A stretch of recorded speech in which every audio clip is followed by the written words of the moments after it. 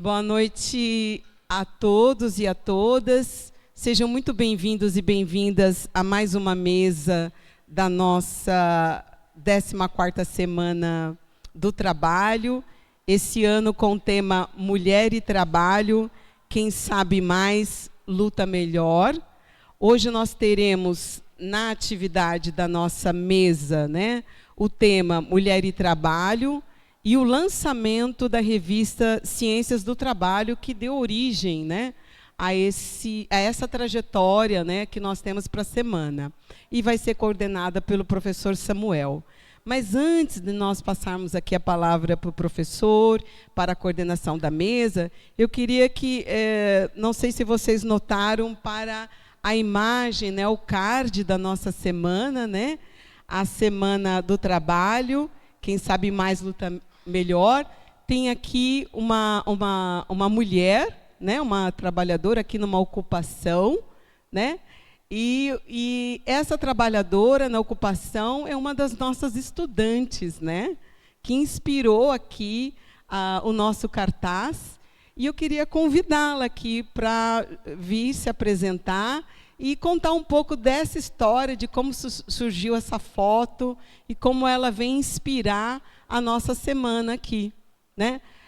Lembrar que a Semana do Trabalho é uma semana acadêmica, portanto, ela é uma construção coletiva entre a equipe docente e discente, os nossos estudantes da Escola Diese. E é isso que traz qualidade, e é isso que traz também a aderência dos temas à necessidade e à realidade e a inquietação dos nossos estudantes.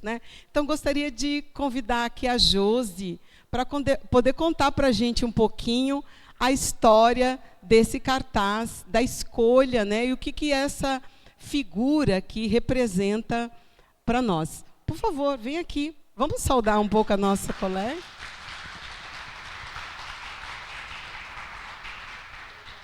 Prazer receber você, por favor. Boa noite. Eu sou Jocélia, sou coordenadora do MSTRN, filiado à Frente de Luta.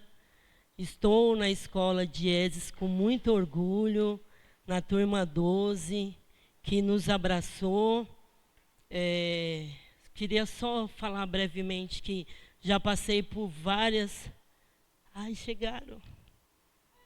Nosso pessoal chegou. E passei por várias faculdades.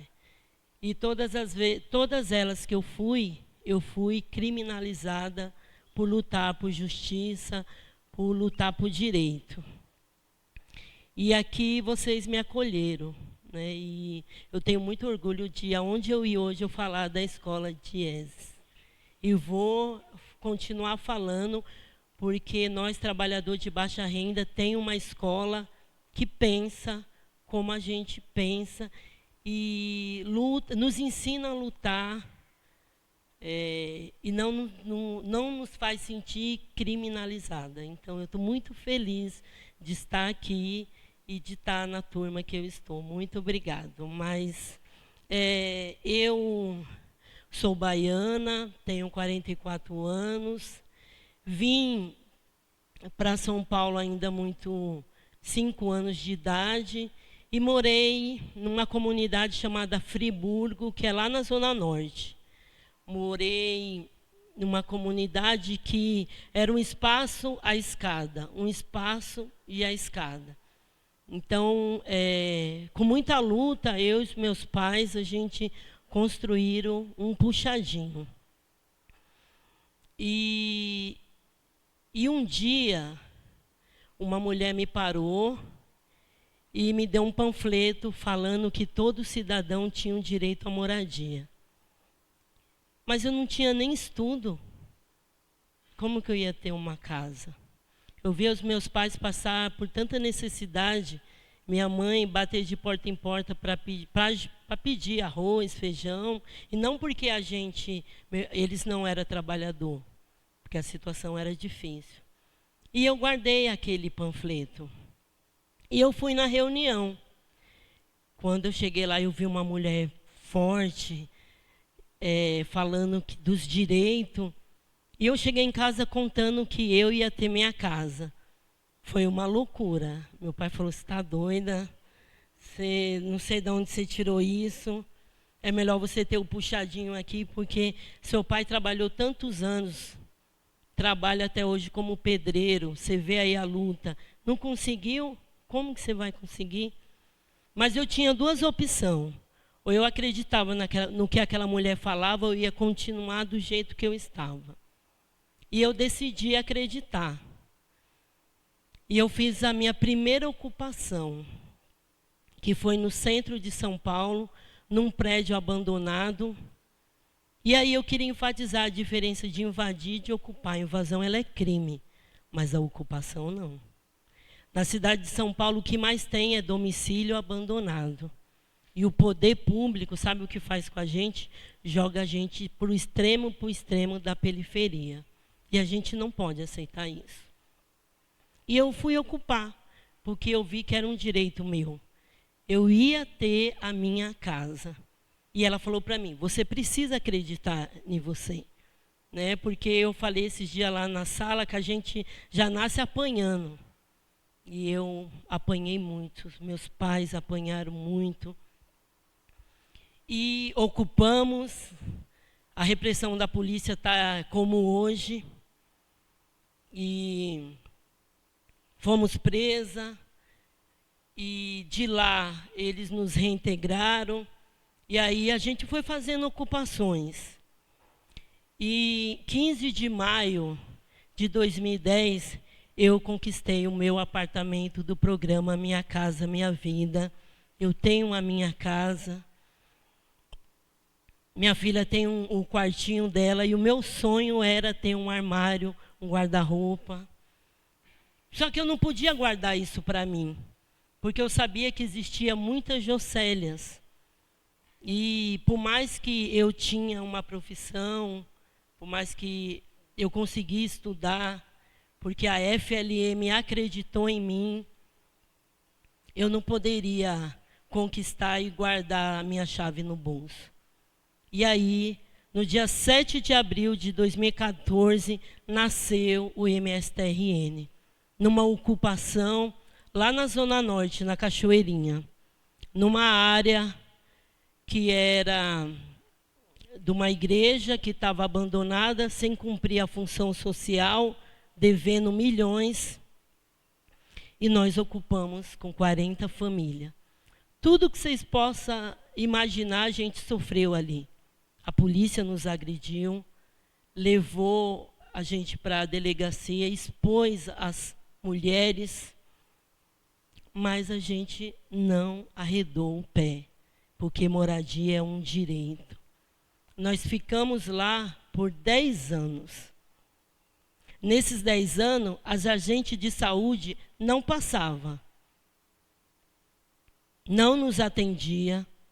E quando eu ia cobrar, ela falava, invasor não pode passar no posto. O CEP de vocês não existe. Avenida Parada Pinto, 1770, é uma ilusão de vocês.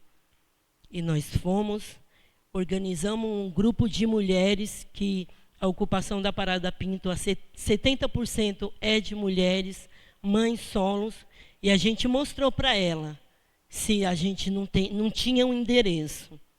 Foram 10 pedidos de reintegração de posse, e todas as vezes que nós sentávamos numa mesa do governo para negociação, eles falavam, invasor não tem direito, vocês não podem furar fila. Era difícil, porque aquelas mulheres que moraram ali, eram mulheres que trabalhavam como empregada doméstica, que trabalhavam como faxineira, vendia água, elas davam o jeito delas, porque, infelizmente, a vida delas também não foi fácil. Mas a Frente de Luta por Moradia ensina a gente não só a lutar pela moradia, mas ensina também a ter a saúde, a nos cuidar, a levantar a nossa autoestima. E aí a gente mostrou para eles que a gente tinha direito a tudo isso, ao posto, a gente tinha que sim que entrar na ocupação. Desculpa, estou nervosa. E que vai passando um filme, e aí a gente começou a ter aula de balé para as crianças. Quando as pessoas começaram a ver do entorno que a gente não era bandido, assim, quando a polícia passava lá e metia o pé na porta, os vizinhos viram que a gente só queria ter o direito de morar. As nossas crianças começaram a ter balé, as nossas crianças começaram a ter aula de judô, outras entidades foram lá para fazer o Dia da Beleza, para fazer o cadastro do NIS. E mudou. As nossas mulheres que hoje estão aqui, a Nájila, está a Tati, está a Kátia, o Rocael, os nossos companheiros, as nossas meninas, que o relato delas fala que não é só, o movimento não ensina só a luta da moradia, mas transforma as vidas. E daqui 2 anos, as nossas famílias vão voltar para esse local com a chave da casa deles. Eles não vão morar mais num barraquinho, porque era a única condição que a gente tinha. Mas por que que você ocupou lá? No início de 2014 teve uma enchente. E essas famílias que nos conheciam perdeu tudo. O córrego levou tudo. E por isso que a gente entrou e as casas eram de madeira. Porque eu tinha certeza que com a força dessas mulheres, a gente ia fazer sim as nossas casas. E vai sair. E o que eu falo, que eu estava com a Jaque, a Gabi, eu falei, eu tenho uma ocupação na Rua Augusta. Oi, Ricardo. Eu tenho uma ocupação na Rua Augusta, que as mulheres vão levar o currículo, está lá na placa, precisa-se. E quando elas sabem que mora na ocupação, eles não pegam. Mas eu também creio muito que ali a gente vai, sem teto vai morar na Rua Augusta. E sobre essa foto, quem sabe mais luta melhor, é isso que o movimento faz, é isso que eu tenho aprendido com vocês e estou passando o que eu aprendo aqui. E a gente tem um dilema que nenhuma mulher sem casa e quem não luta está morto, e a gente está muito vivo, e a gente pode morar onde a gente quiser. Obrigado.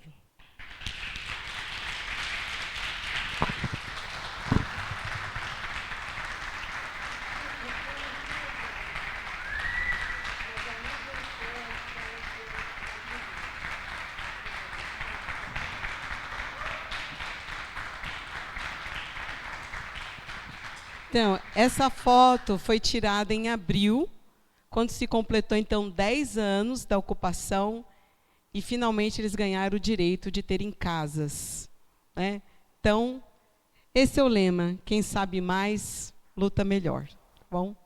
Boa mesa para vocês, queria convidar aí o professor Samuel, então, para coordenar a mesa dessa noite.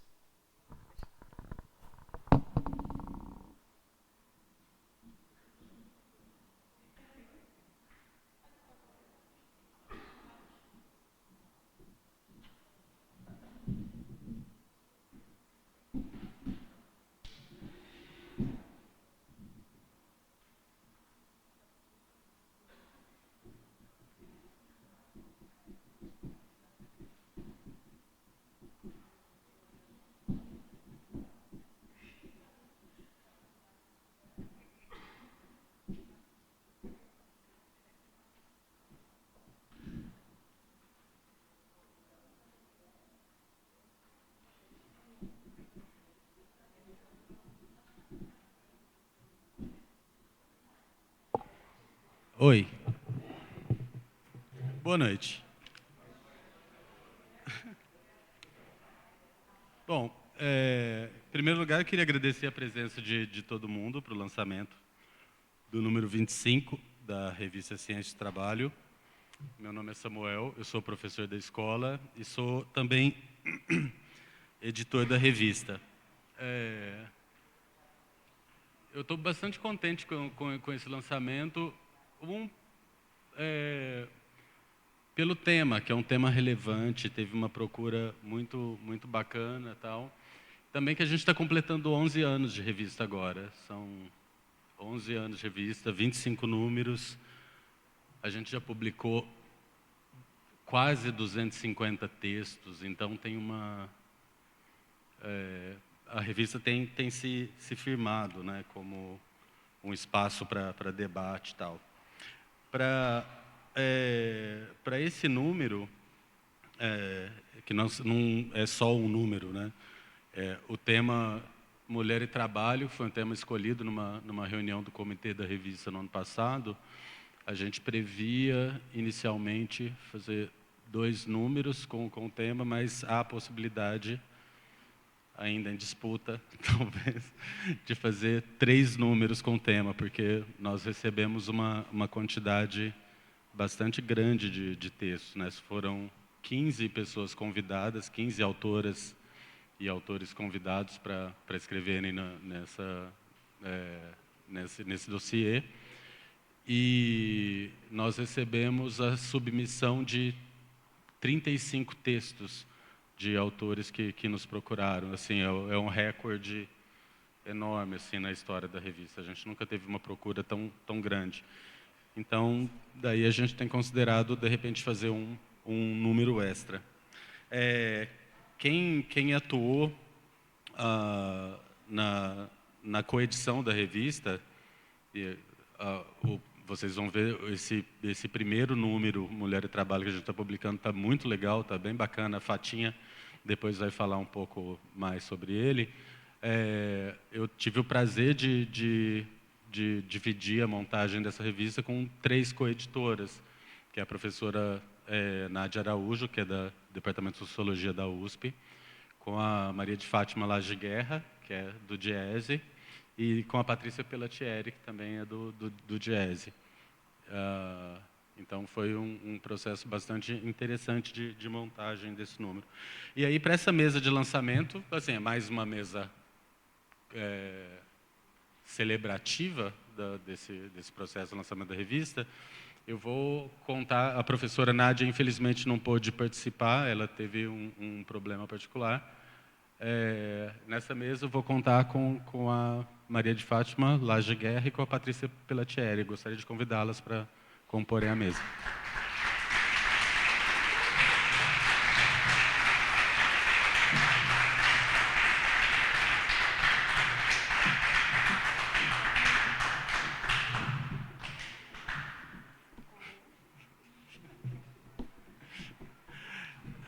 A gente organizou a mesa da seguinte dinâmica. Primeiro, a Fatinha vai fazer uma fala, vai comentar um pouco dessa experiência de montagem desse primeiro número, e depois a Patrícia vai explorar alguns aspectos desse tema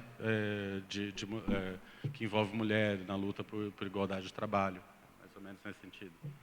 Então, Fatinha. Boa noite a todas e todos. Eu queria começar falando da minha alegria. É uma alegria genuína mesmo de estar de volta aqui. Primeiro, assim, de estar aqui nesse prédio. Porque a pandemia... Eu sou do Diese, mas eu não sou do Diese São Paulo. Eu trabalho em Belo Horizonte. Então, assim, desde a pandemia, que eu não voltava aqui nesse prédio. Então, eu estou muito feliz, estou muito emocionada até de chegar aqui, ver essas cores.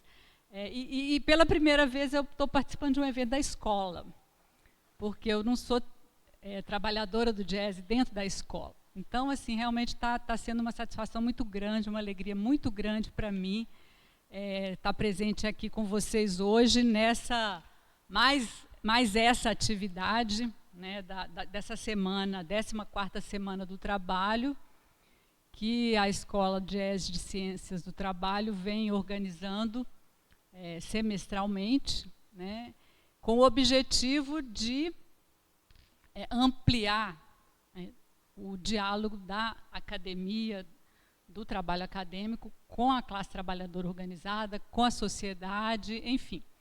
É um evento totalmente meritoso, né? E esse semestre, com a escolha desse tema, né?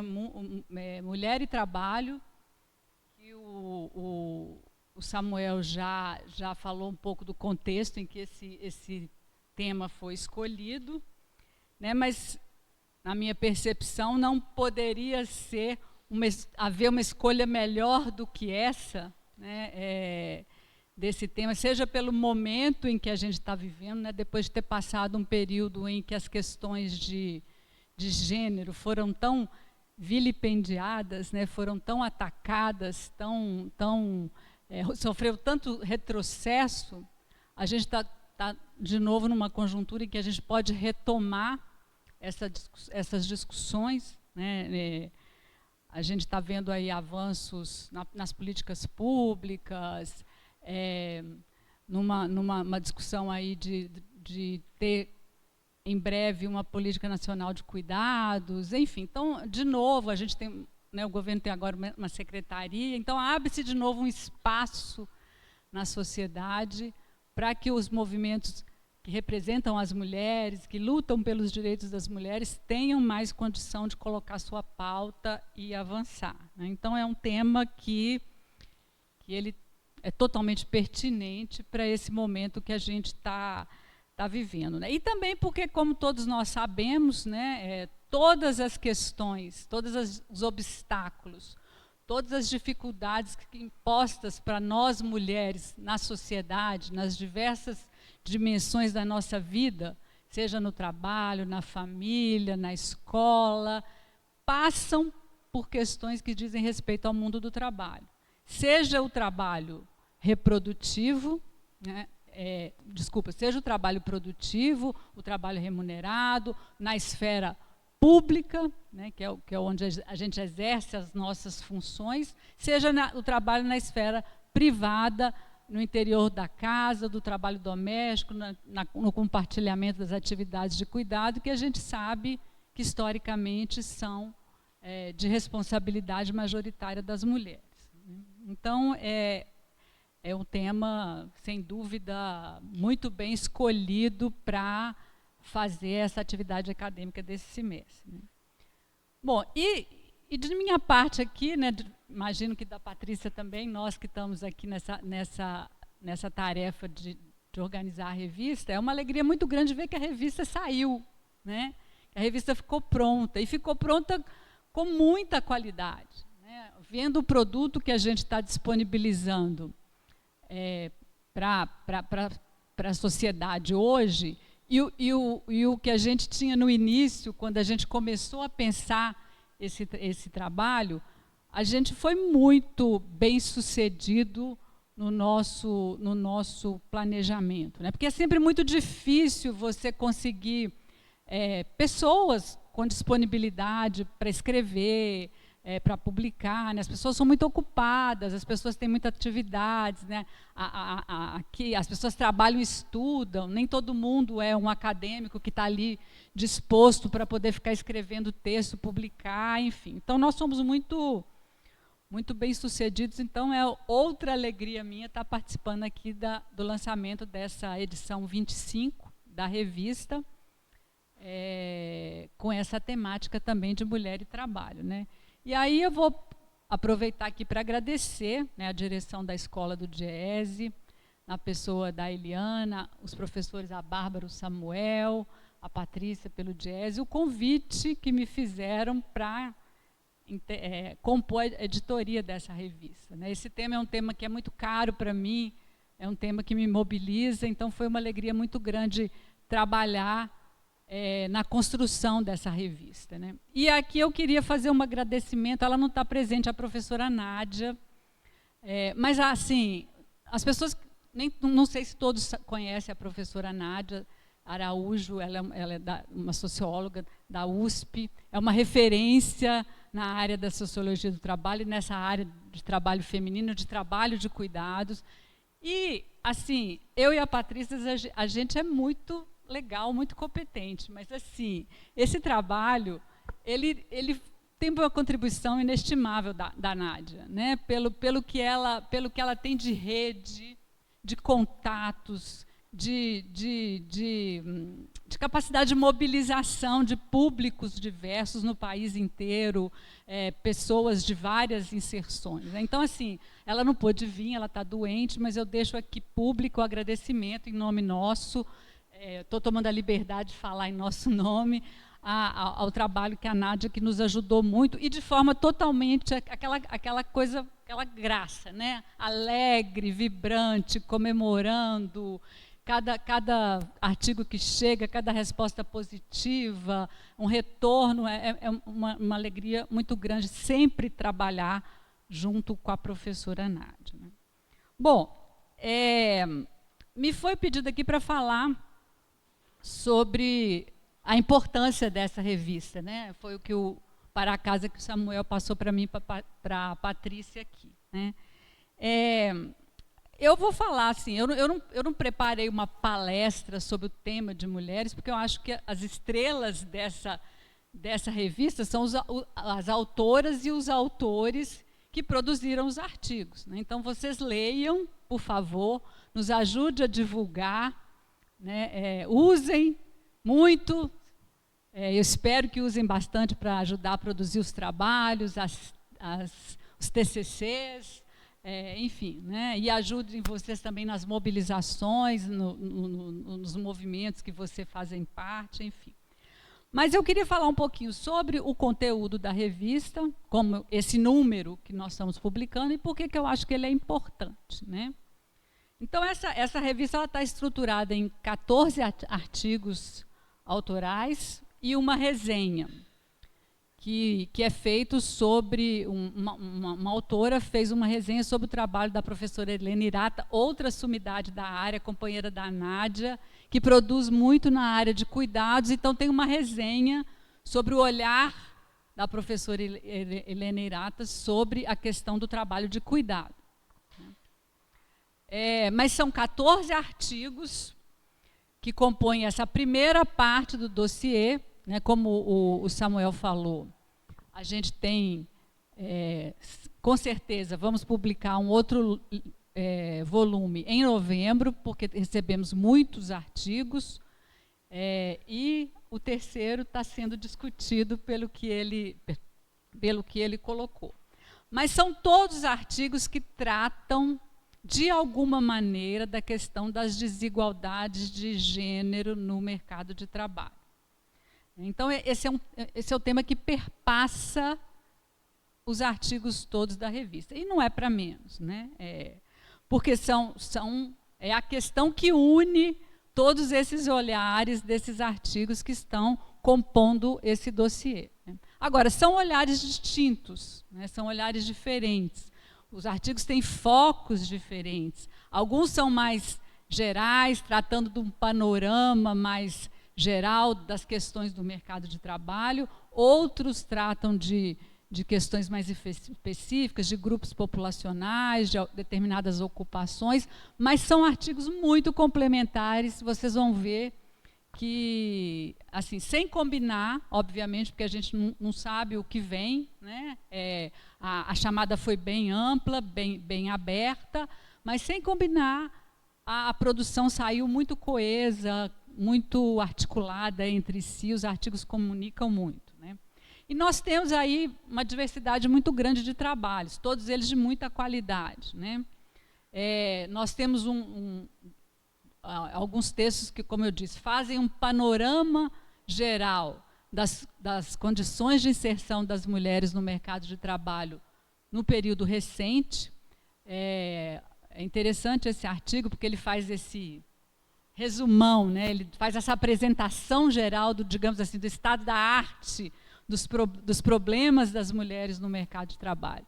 E num contexto, e como as próprias autoras colocam, né, entre 2012 e 2023, um período bastante complexo. Elas usam uma descrição tipo assim: Foram 3 presidentes, um vice-presidente, uma crise econômica profunda, uma crise sanitária mais profunda ainda, mudanças na institucionalidade da regulação do mercado de trabalho, mudança trabalhista, da previdência, lei da terceirização, enfim, um coquetel de fatores que, combinados, obviamente, repercutiram de forma negativa sobre todo o mercado de trabalho e, em especial, pegando grupos mais vulneráveis, dentre eles o grupo das mulheres, né, que tradicionalmente tem inserção mais precária no mercado de trabalho. Tem também artigos sobre as questões dos diferenciais de rendimentos, que agora estão em voga a discussão, né, com a nova política pública agora de igualdade salarial, né? Então, isso é muito interessante, um artigo muito importante. E aí a gente parte para os aspectos mais específicos, porque a revista tem muitos artigos específicos, tratando de categorias ocupacionais do trabalho feminino. E é muito legal porque tem as questões já tradicionais, dos problemas das trabalhadoras domésticas, as dificuldades das trabalhadoras domésticas, e vis-à-vis também as novas inserções trazidas pelas mudanças tecnológicas, que é a questão do trabalho da mulher na plataforma digital, porque tem um trabalho muito interessante sobre a experiência das entregadoras de aplicativos em Belém. Então tem isso, tem coisas mais tradicionais, que a gente já vem tratando há muito tempo, desafios antigos que não foram resolvidos e novos desafios. E também categorias diferenciadas, metalúrgicas, oficialas de justiça. Tem a discussão do trabalho, o trabalho reprodutivo no interior do domicílio na esfera pública e o trabalho produtivo na esfera pública, como essas duas coisas se comunicam. A discussão do trabalho de cuidados, que agora também ganhou muita força, né? Vem ganhando muita força. Então, a revista ela está bastante interessante. Ficou realmente uma satisfação muito grande, como disse o Samuel aí, né? E tem a resenha da professora, como eu disse.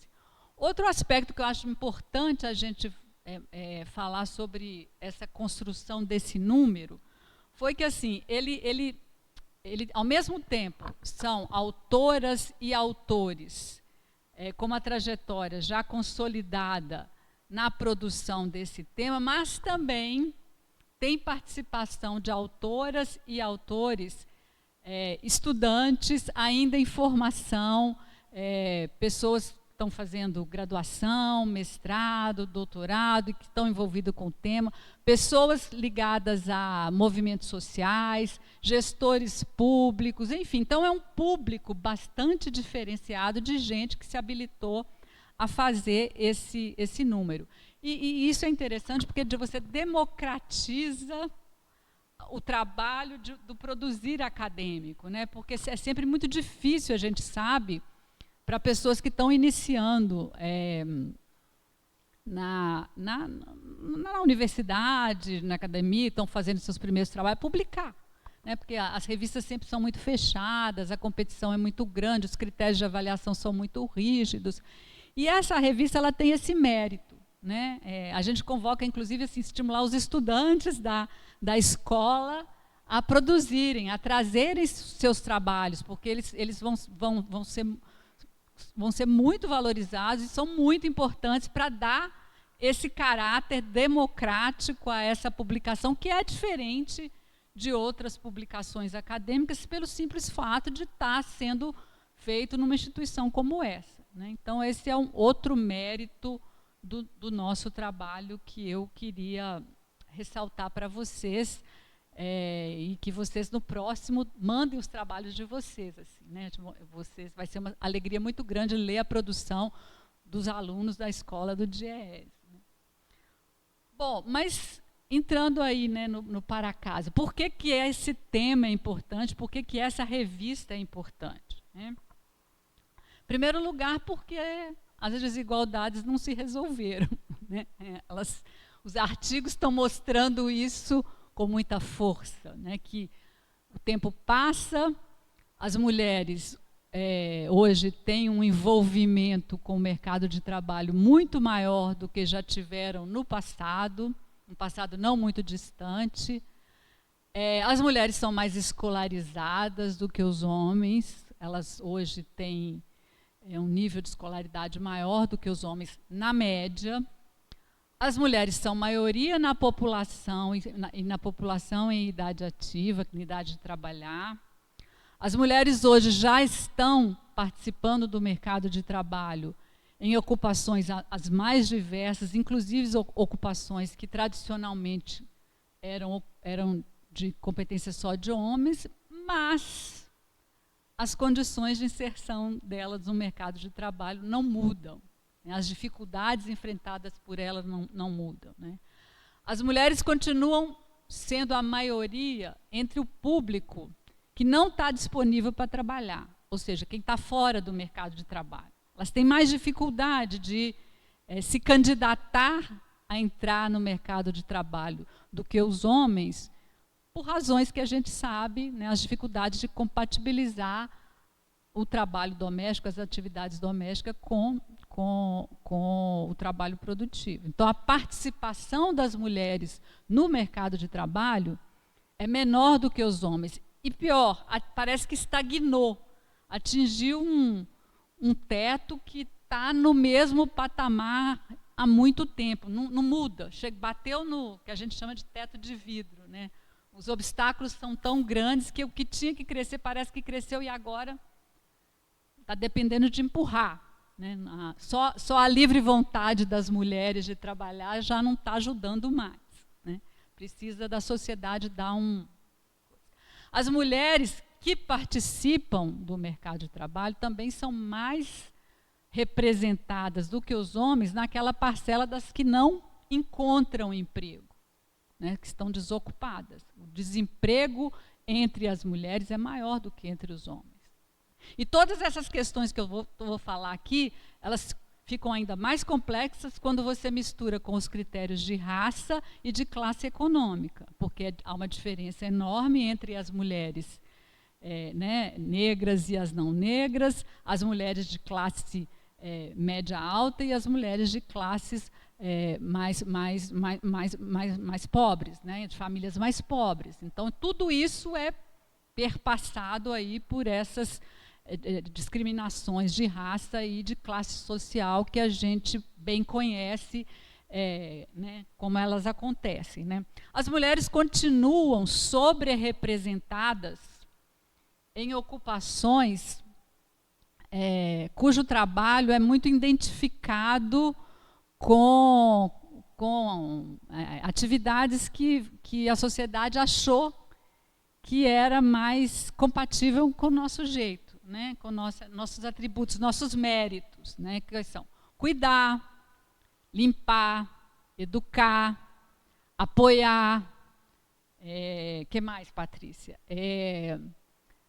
Embelezar, né, toda a indústria da beleza, né, inclusive a gente até é objeto dela. A gente não só trabalha, como a gente também é mostrada como um produto. Né, então, são essas questões que diz respeito ao cuidar das pessoas, ao cuidar da casa, à manutenção, ao organizar os eventos. Né, o trabalho de apoio sempre é um trabalho feminino. Então, são essas ações que a sociedade resolveu atribuir a nós porque, historicamente, são funções menos valorizadas e é atributo que, né, foi historicamente sendo passado para nós. As mulheres continuam ganhando menos do que os homens, mesmo exercendo as mesmas funções em muitos casos. Né? Esse é outro desafio que agora está em evidência. Como eu disse, nós temos artigos aí na revista tratando desse aspecto da desigualdade de rendimentos, né? Que ainda é bastante distante. Se você abre também por raça, por classe social, por tipo de ocupação, ainda é maior ainda se você pega aí os estratos menos por escolaridade e tal. Enfim, As mulheres também continuam tendo uma jornada de trabalho muito maior do que os homens. Porque, embora elas estejam no mercado de trabalho, em inserções, às vezes até com jornada parcial, né, uma carga horária menor, porque elas não têm disponibilidade para trabalhar em tempo integral, e até gostariam, mas elas acumulam o trabalho remunerado com o trabalho não remunerado. Então, se você pega a carga de trabalho, a jornada de trabalho, o tempo dedicado ao trabalho, seja ele produtivo ou reprodutivo, no caso da mulher é maior.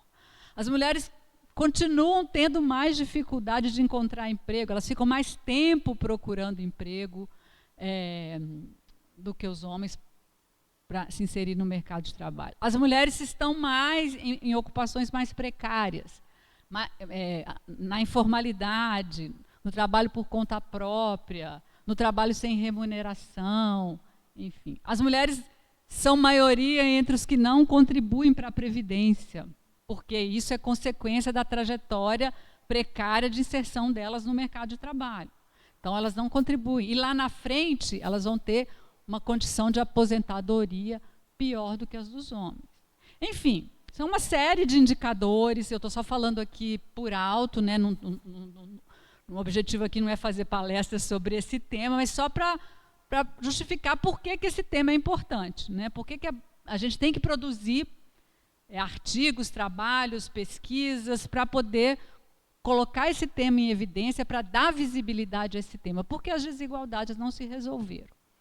E resolver as desigualdades, pessoal, e aí eu vou falar uma última coisa, eu vou encerrar, vou passar para a Patrícia, é importante não só porque tudo isso torna as mulheres mais vulneráveis em termos econômicos, em termos de inserção da família, impede a autonomia das mulheres, impede a emancipação das mulheres. Isso em si já é coisa pra caramba, né?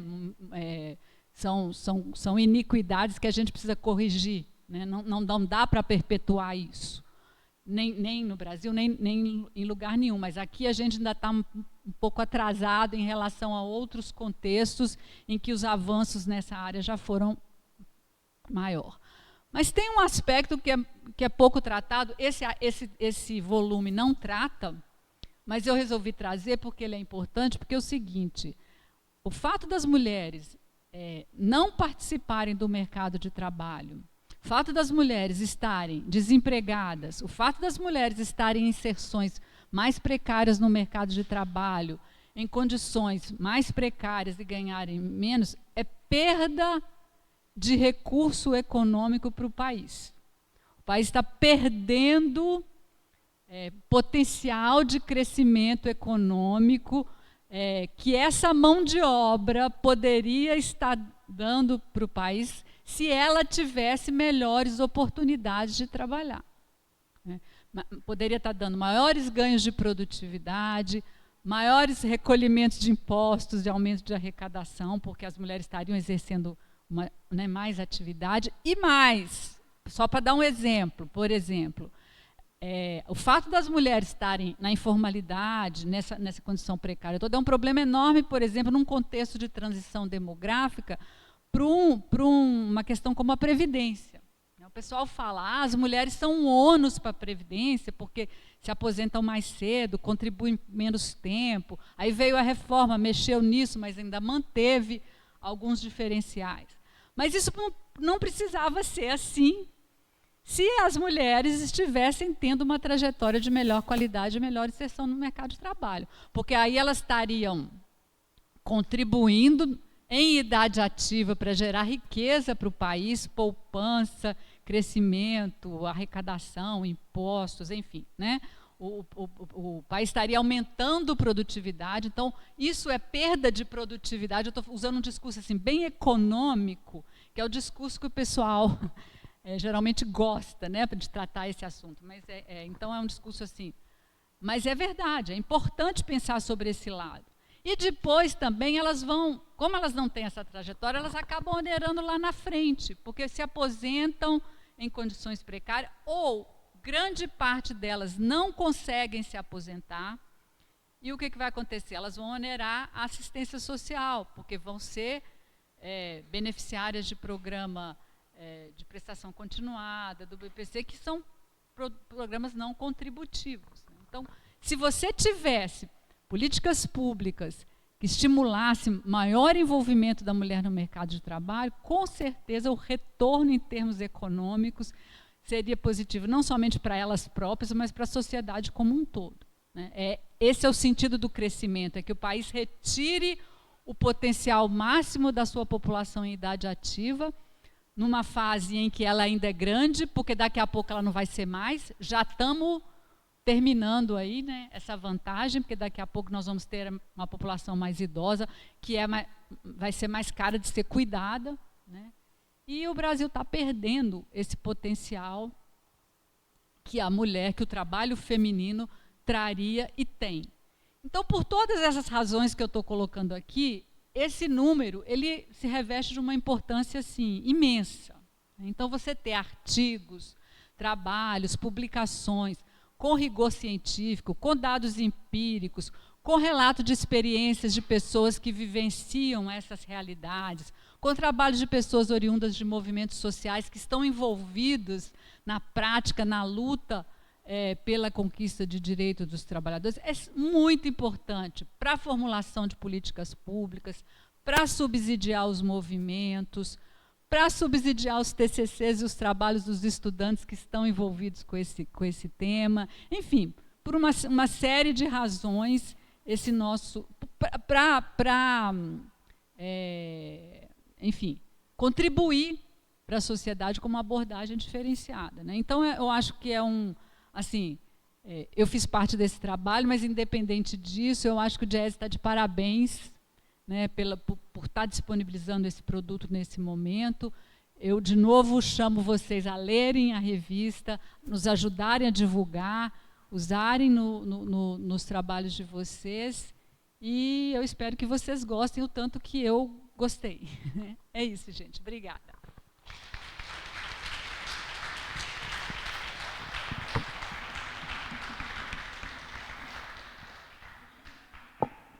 Antes de passar para a Patrícia, eu esqueci de avisar que ao final da nossa conversa nós vamos mostrar a revista no telão aqui, para fechar a apresentação da revista. Patrícia. Bom, boa noite a todos e todas. Na verdade, a gente combinou, a Fatinha não cumpriu com o combinado, já falou tudo, inclusive a parte que eu ia falar, mas tudo bem, também faz parte.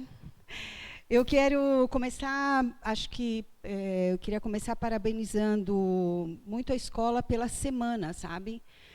A escolha do tema foi muito feliz e acho que ajuda muito na construção da luta, né? Então, para não repetir coisas que estão colocadas aqui, eu vou focar mais no que, ao participar da produção, né, da edição da revista, lendo os artigos, conversando a respeito, o que me trouxe de desafio, e talvez aqui propor a vocês que também façam a reflexão e, quem sabe, nos tragam, a partir da leitura da revista que a Fatinha e o Samuel já tão bem descreveram, né?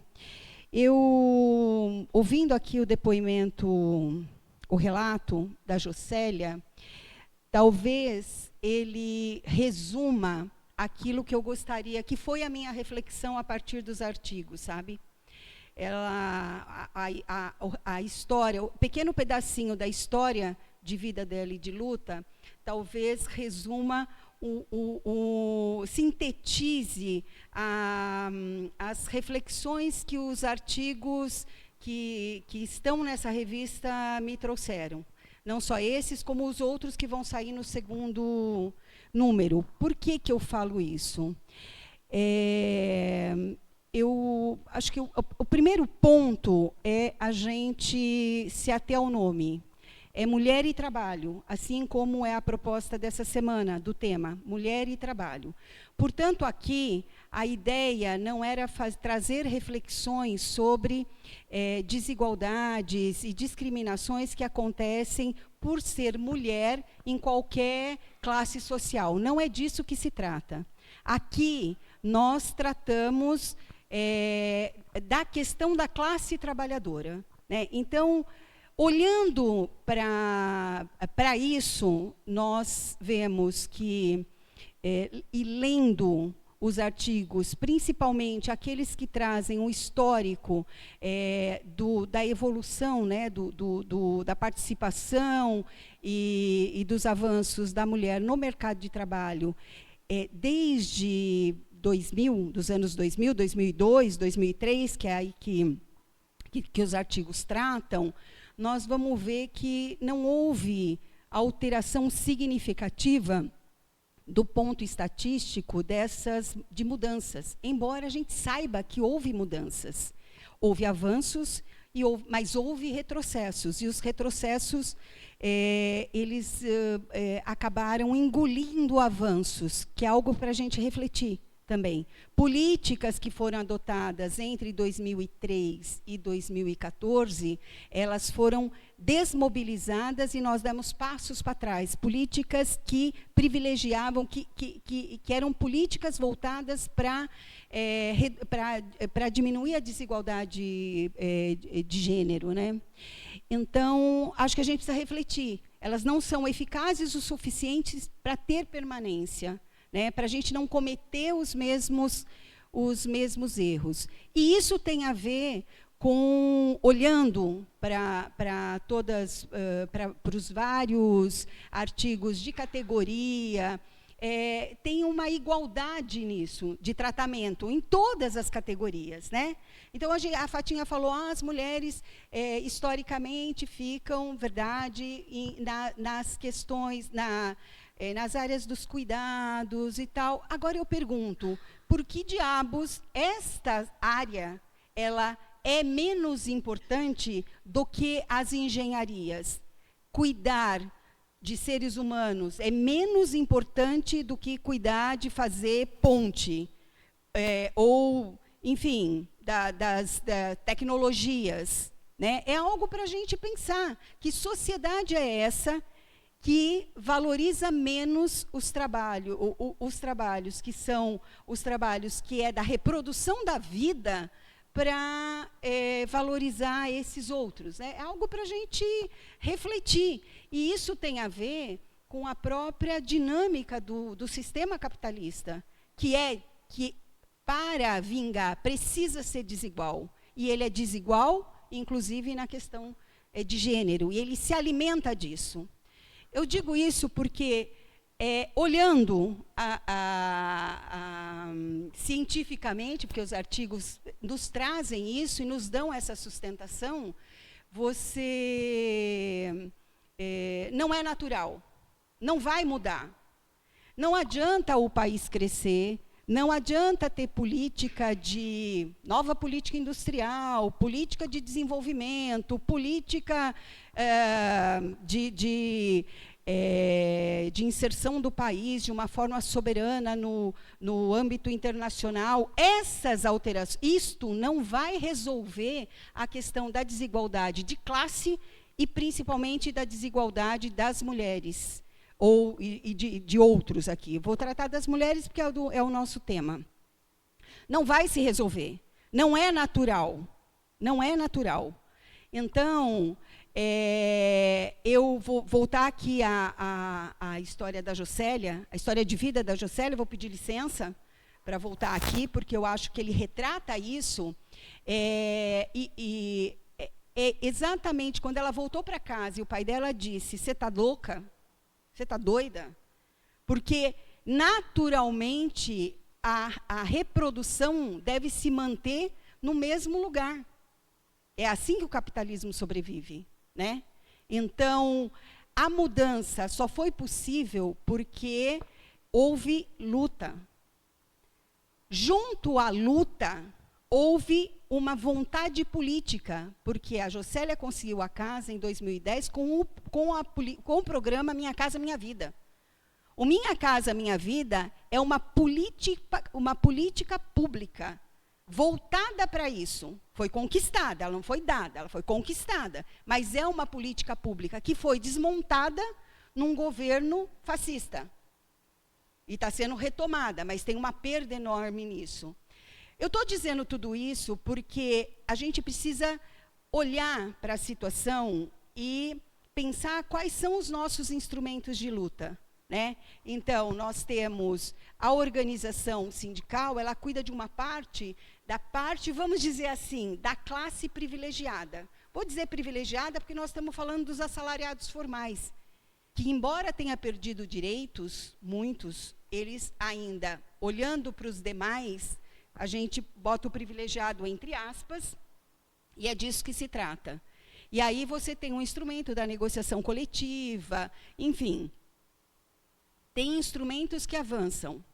O movimento sindical tem que olhar para fora dessa bolha também, tá certo? Como é papel das centrais, mas é papel também dos sindicatos, para construir políticas, aí você soma políticas públicas mais garantias legais para, de fato, você fazer a diferença. E ter permanência nessa diferença. Porque essas políticas, eu poderia citar várias aqui, inclusive várias que foram retomadas, voltadas especificamente para a redução dessas desigualdades. A Fatinha citou algumas, tem ainda a política em debate, como a Política Nacional dos Cuidados, mas tem a política de valorização do salário mínimo, diz respeito diretamente às mulheres, porque elas estão na faixa de rendimento mais baixo. As políticas de incentivo à agricultura familiar, reconhecendo as mulheres como chefe de família, diversas outras, o Minha Casa Minha Vida, que também reconhece as mulheres como detentora do título de propriedade. Enfim, todas essas políticas, elas têm um custo, certo? Um custo orçamentário, elas precisam estar no orçamento para elas acontecerem. E o orçamento é uma disputa, e uma disputa onde a correlação de forças, da onde aprova, que é o Congresso Nacional, ela é muito desfavorável para a classe trabalhadora e para as mulheres em especial. Portanto, da onde nós estamos, nosso instrumento de luta é a mobilização. E é a mobilização não para uma reprodução, não para esta reprodução capitalista, que está aí. A gente tinha que estar pensando como vários movimentos pensam nas economias alternativas. Tá certo? Porque a configuração que tem hoje, ela não dá conta, a Fatinha falou aqui sobre a questão da previdência, que pressupõe uma contribuição, enfim, tudo isso é válido, mas é uma parcela da população. E a essa outra parcela? Como é que a gente fala? Sim, eu vou falar dona de casa, vou botar entre aspas aqui o dona de casa, mas é trabalho. Não é o trabalho reconhecido e valorizado mercantilmente, mas é trabalho. Por que diabos ela recebeu LOAS, não está dentro do trabalho e é como se fosse uma assistência? Por que diabos? Então, esse tipo de enfrentamento, de discussão, a gente só faz com muita organização, e nós estamos muito desarticulados em termos de organização. Eu não estou falando só do movimento sindical, eu acho que a gente, pelas várias razões aí que algumas a Fatinha já pontuou aqui, das crises, do desânimo, é difícil você se organizar quando você não tem casa, quando você não tem comida, quando você não sabe como seu filho vai para a escola. Embora o movimento de moradia é majoritariamente feminino, embora as lideranças não sejam totalmente femininas, mas o movimento é majoritariamente feminino. É uma enganação achar que a maior parte dos sindicalizados são homens, não é verdade. O último dado que a gente tem, a maior parte são mulheres, mas que também não estão à frente. E não tem jeito, a discussão, a conquista tem a ver, sim, com a ocupação dos espaços de poder. Tem a ver, onde você tem mulheres ocupando os espaços de poder, você tem a possibilidade de avançar em diversas políticas, seja na organização sindical, na organização dos movimentos populares, seja no governo. Então, acho que nós temos uma tarefa como cientistas, né, do conhecimento, produtores do conhecimento, de levar o conhecimento técnico, mas que esse conhecimento técnico se transforme em instrumento, ele seja usado para a luta que se faz ali no dia a dia, na organização, como bem mostrou aqui, como bem relatou aqui a Jocélia na história dela de vida, e que é a história de muitas outras, como ela mesmo aqui colocou. A revista do Jazz tem um mérito maravilhoso, e eu vou cumprimentar em especial o Samuel, porque foi ideia dele trazer um formato e uma linguagem que ela não perde o rigor científico, mas ela é uma linguagem popular, ela é uma linguagem que qualquer um de nós ou de outros que leiam vão entender aquilo que está no conteúdo. Então, acho que é um baita mérito da nossa revista, é um mérito do Samuel, que trouxe essa proposta ousada, que a escola, a Eliana, a Bárbara, encamparam, e antes dela outros. Então, eu recomendo muito, gente, não só esse número que está especial, porque, afinal, nós somos coeditoras e ele está maravilhoso, então então muito a leitura, mas tem outros números que estão fantásticos, assim, para quem está no movimento sindical. Tem 2 números sobre negociação coletiva que é obrigatório ler, porque ele traz coisas muito legais. Enfim, tem as 2 sobre esse trabalho, sobre essa nova exploração, nova velha, a velha exploração com uma nova roupagem, que é o trabalho mediado por plataforma, que também está muito bacana. E eu espero que vocês fiquem muito angustiados ao ler todos os artigos que estão ali, porque essa angústia, e transformem essa angústia em mobilização para a luta. Obrigada. Boa noite.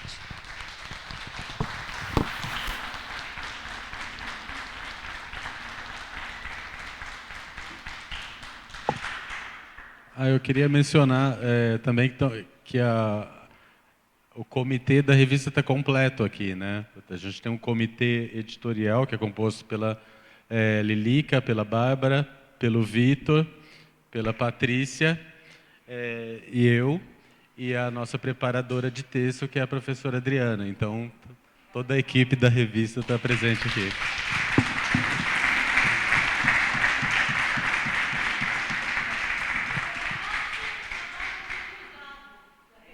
Hã?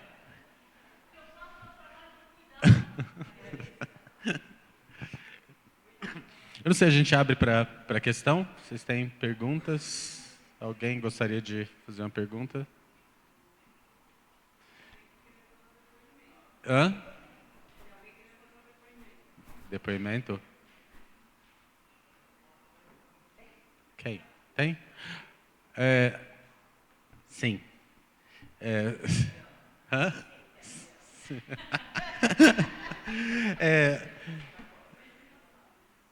Deixa eu ver aqui. Então, a gente tem parte para o depoimento da Patrícia? Depoimento da Patrícia? Sim, claro.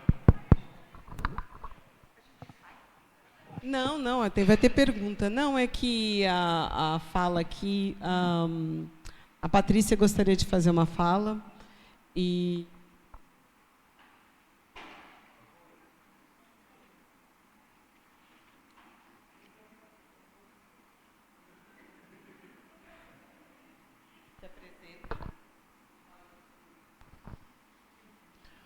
Boa noite.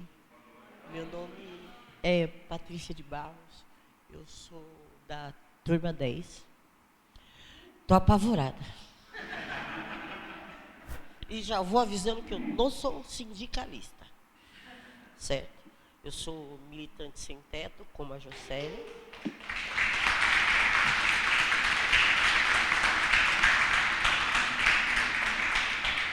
Vai sair.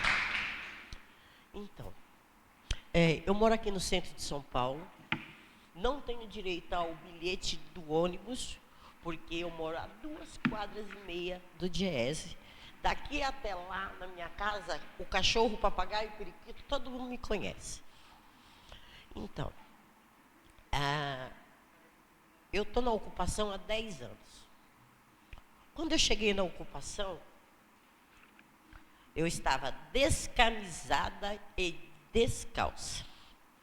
Eu só tinha um documento na mão e o meu RG e um adolescente de 16 anos. Entramos num prédio aqui próximo da Júlio Mesquita e dia 7 de setembro de 2013. Meu Deus. Não tinha nada. Absolutamente nada. Mas, enfim. Dentro da ocupação, eu aprendi que eu tinha que empoderar a minha cidadania. Então, eu tenho que voltar em São Paulo. Como eu sou paulistana da Gema, registrada na Frei Caneca, então o meu título é no centro de São Paulo. Outra coisa, dentro da ocupação nós temos que ter muito respeito com todas as famílias e um cuidado muito especial com as crianças e com os idosos também. Só que aí eu vou dizendo assim para vocês, eu estou dentro da ocupação sem porta, sem banheiro, pegando uma fila enorme para tomar banho. Certo dia, a minha coordenadora, a dona Maria Jaira, que eu convidei ela para vir, mas infelizmente ela não pôde comparecer, ela me parou no corredor e olhou para mim e falou assim: Patrícia, o que é que você está fazendo na ocupação? Você está só ocupando? Eu falei, ixi, deu ruim. Vai fazer alguma coisa. Tá bom. Vou fazer alguma coisa então. Tudo que acontece no mundo do militante tem que ter base. A base são as benditas daquelas reuniões chatérrimas que acontecem todo 15 dias. Aí um certo dia, o meu amigo Ricardo, que é aquela figura maravilhosa que está ali gravando, travou a coluna e foi parar no pronto-socorro. E não tinha ninguém para fazer a bendita da reunião. E eu fui lá fazer a reunião. E eu fiz a reunião. Eu fiz a reunião de uma forma que eu conquistei pessoas para a gente poder fazer uma nova ocupação. Contei para eles que não era fácil, que era difícil, mas não era impossível, que também teria possibilidades de, além de ter a casa, também ter conhecimentos, entendeu? Aí tá, fiz a bendita da reunião, tempo depois, quando chegou em 28 de novembro de 2 anos atrás, fomos lá para a Praça do Ciclista, fizemos uma concentração lá, abrimos um prédio, 2563 da Rebouças Paulista. Entramos com as famílias. Eu fui a título de apoiar e também aprender, porque eu era um peixinho no momento. Quando eu me dei conta, eu já estava arrumando confusão com todo mundo, porque eu tomei conta da cozinha. Certo? Tomei conta da cozinha, eu produzia coisa de 600 café da manhã, 600 almoços, 600 jantares, eu acordava às 5h30 e ia dormir meia-noite. Mas cansada e satisfeita, porque a gente conseguiu colocar aquelas famílias para dentro do prédio, conseguimos organizar a vida das pessoas, colocar as crianças na escola, arrumar emprego para quem não tinha, e também mostrar para eles que todos eles tinham uma atividade dentro do prédio que era fator obrigatório. Senhor da glória. Aí um certo dia, eu estou cozinhando, aliás, eu já havia terminado o jantar, estou fazendo uma aula com o Evandro, estou sentadinha lá com o meu note, que parece um fusquinha, e tinha uma socióloga que também morava conosco lá. Ela tirou uma foto minha, sem minha permissão. Que assim, eu sou devota de São Benedito, certo? Então, de manhã, quando eu acordo, eu faço a minha oração, passo um cafezinho e ofereço um cafezinho para São Benedito. E a revista, o nome da revista é Café Especial. Ela focou nessa história e tirou a foto. Escondeu a foto, logo depois, né, um tempo depois ela me mostrou, porque ela acabou fazendo uma amizade comigo, e colocou, aliás, a foto se tornou a capa de uma revista. Essa revista foi premiada esse ano, foi agora em janeiro, nós recebemos um prêmio na capa, e aí ela pediu para que eu fizesse um... Dá licença, Pro. Oh, olha, vocês vão ver. Então, ela pediu para eu fazer uma contribuição, né, para a revista. Aí, eu, com as minhas palavras simples, escrevi assim: vai sair mesmo? Vai ter que sair. Ai, Jesus. Essa cena é de quando Patrícia de Barros, a cursar Ciências do Trabalho na faculdade, assistia a aula na cozinha da ocupação. Logo depois do jantar, a vela remete o fato que todo dia, logo cedo, ela colocava o café para o santo. A resistência tem muitas frentes. Diz a guria que fez o desenho. E eu, certo, escrevi o seguinte: isso nada mais é que a representação da luta de classe pelo espaço que um dia nos foi usurpado. Agora, a mulher preta pode estudar onde ela estiver e escrever a força da mulher que não pode ficar sem casa. E quem não luta está morto.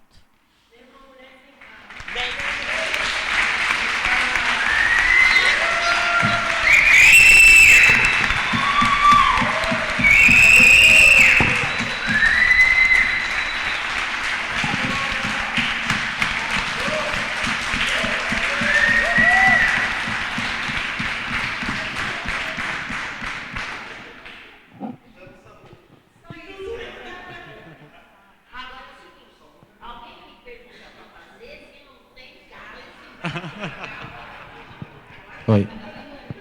Obrigado, Patrícia. Oi? Sim, pode vir aqui na frente.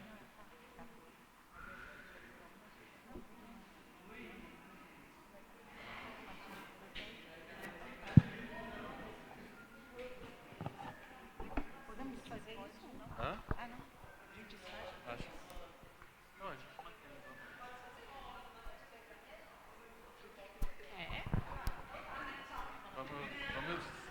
A gente pode sentar aqui, ele já vai abaixando.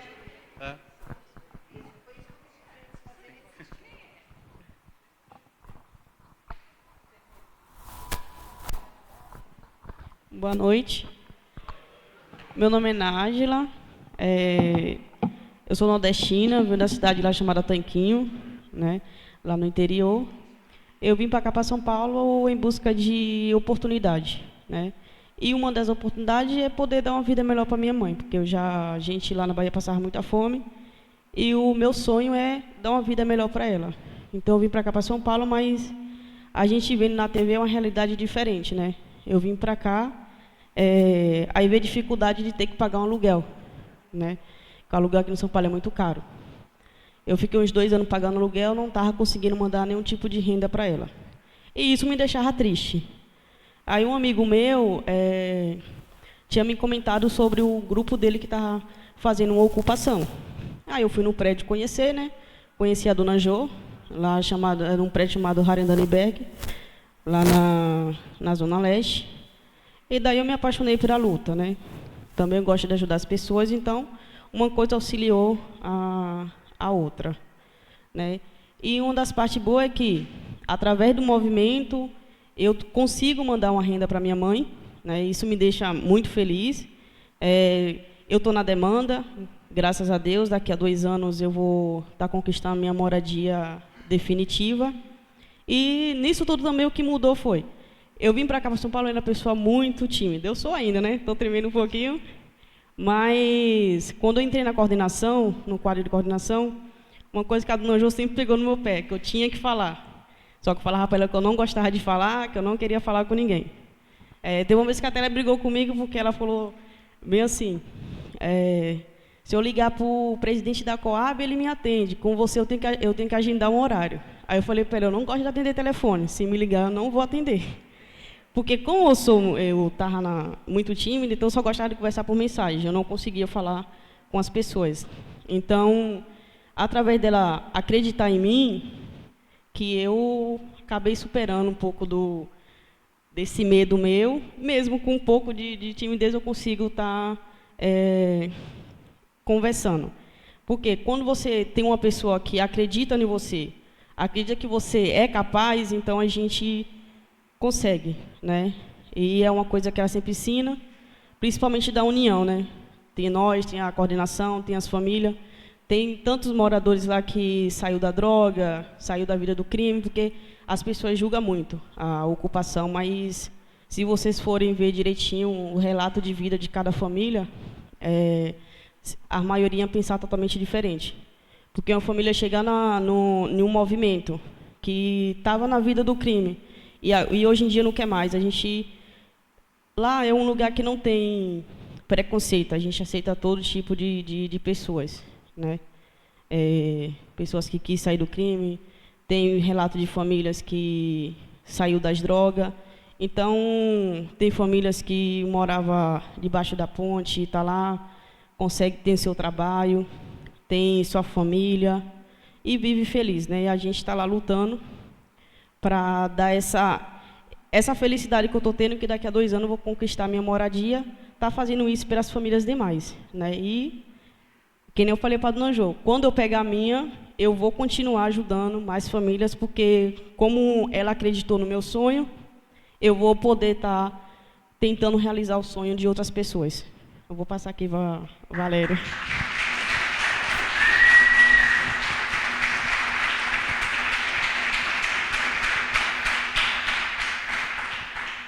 Boa noite a todos. Meu nome é Valéria, sou moradora e coordenadora de uma das ocupações da Jocélia, e eu vou contar como eu cheguei na ocupação e como eu estou hoje. Eu cheguei na ocupação há 1 ano atrás, sabe, assim, tinha brigado com a minha filha, a gente morava na mesma casa, e eu fui morar com ela, na verdade, aí tinha discutido com ela, com meu genro, aonde ele me deu 30 dias para eu poder sair da casa dele. Nessa que ele me deu 30 dias, eu estava indo trabalhar, passei em frente à ocupação da Parada Pinto. Ao invés de eu chegar até o meu serviço, eu desci no próximo ponto e voltei para trás. Cheguei na ocupação, perguntei se tinha uma vaga, contei a minha situação. Aí, uma das meninas que estava lá falou para mim que lá não tinha, porém, eles poderiam me encaminhar para uma outra. Aí me levaram para a ocupação de Santana, cheguei lá deprimida, 59 quilos, numa crise de depressão, meu marido estava preso, aí eu me vi ali sem chão, sem rumo, não tinha para onde ir. Aí foi aonde eu conheci o movimento, aí fui para Santana, cheguei lá sem nada, com a minha roupa do corpo, as roupas que eu tinha e mais nada. Nada, nada, nada. Não tinha um botijão de gás, não tinha cama, não tinha fogão, não tinha nada, porque eu tinha deixado tudo para lá. Hoje eu tenho a minha casa montadinha lá dentro da ocupação, tenho de tudo, não me falta nada, graças a Deus. Ganhei peso demais, que hoje estou com 82, que já tô... que isso todo dia me incomoda. E tem a situação do meu marido também, que ele acabou saindo, cumpriu a pena dele, acabou saindo. Hoje é uma outra pessoa, saiu do crime, arrumou um serviço registrado, graças a Jocélia, que eu falo que ela é uma mãe na minha vida. Hoje ele é um dos funcionários da Apoio. E só tenho a agradecer e dizer que a ocupação que transformou a minha vida.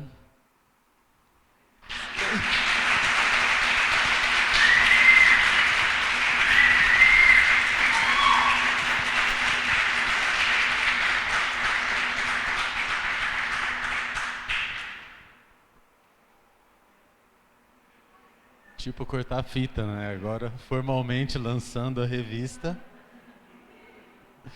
É o lançamento. Não tem musiquinha. Bom, pessoal, esse é o site da revista. Quem quiser acessar, rct.diese.org.br.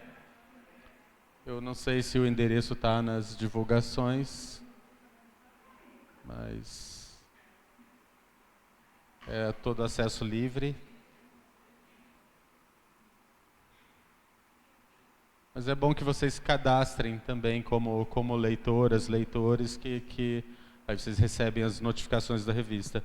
A Fatinha tinha mencionado a questão dos alunos contribuírem. Isso é extremamente importante, foi legal você mencionar.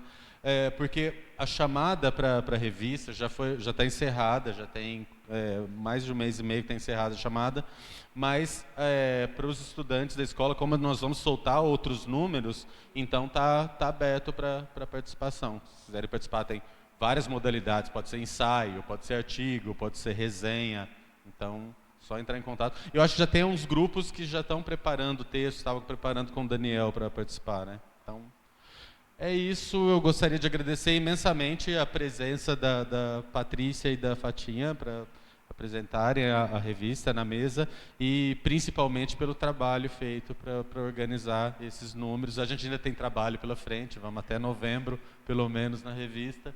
Agradeço imensamente a presença de todo mundo. Valeu. Acho que a gente encerra, né? Bom.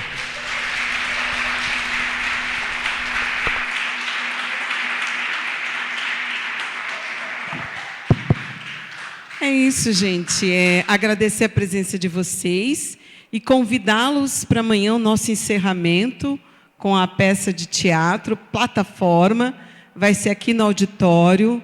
E aí a gente tem uma confraternização.